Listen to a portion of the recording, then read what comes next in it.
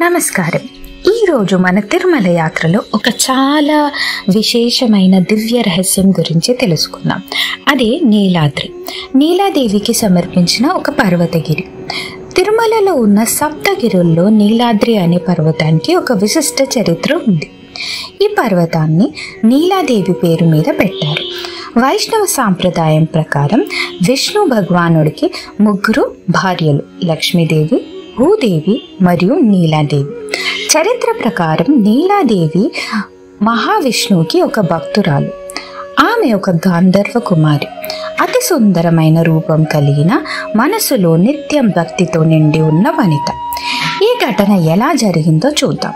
ఒకరోజు శ్రీనివాసుడు తిరుమల పర్వతాల్లో తిరుగుతున్న సమయంలో ఒక గొర్రెల కాపరి తన గొడ్డలితో ఆయన శిరస్సు మీద తగిలింది.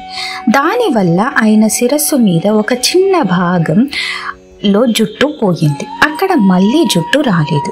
ఈ పరిస్థితిని నీలాదేవి చూసింది. ఆమె మనస్సులో అనుకుంది, ఇలాంటి దివ్య సుందరమైన వదనానికి ఇలాంటి దోషం ఎందుకు అని. అప్పుడే తన జుట్టులో ఒక భాగం తీసుకొని తన దివ్య శక్తితో శ్రీనివాసుడి నుదుటిపైన రూపొందించింది. జుట్టు అంటే ఒక మహిళకి అత్యంత సుందరమైన ప్రతీకం. ఆమె తన అత్యంత ప్రియతమైన అలంకారాన్ని, తన జుట్టు భగవంతునికి అర్పించింది. శ్రీనివాసుడికి ఆమె త్యాగం చూసి చాలా ప్రశాంతమయ్యాడు. ఆయన చెప్పాడు, ఈ రోజు నుండి ఎవరైనా నాకు జుట్టు అర్పిస్తే అది నీలాదేవి కోసమని నేను స్వీకరిస్తాను. అప్పుడే ఈ పర్వతానికి నీలాద్రి అనే పేరు వచ్చింది. చాలా మంది భక్తులు తన జుట్టు ఇవ్వడం, తన ఈగో, అహంకారం వదిలి భక్తిలో పూర్తిగా సమర్పించడం అని అర్థం. తిరుమలలో తలనీలాల సాంప్రదాయం ఎక్కడ నుంచి వచ్చిందో తెలుసుకోవాలంటే అది నీలాదేవి పేరు నుండి.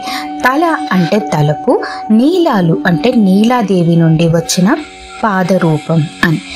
ఈరోజు కూడా లక్షలాది భక్తులు తన జుట్టు శ్రీమన్నారాయణునికి సమర్పిస్తారు. ప్రతిరోజు తిరుమల తిరుపతిలో 1 టన్ను కన్నా ఎక్కువ జుట్టు ఇక్కడ కలెక్ట్ చేస్తారు. ఈ జుట్టుని తిరుమల ఆక్షన్లో పెట్టి అమ్మి ఆ డబ్బులు సేవల కోసం ఉపయోగిస్తారు.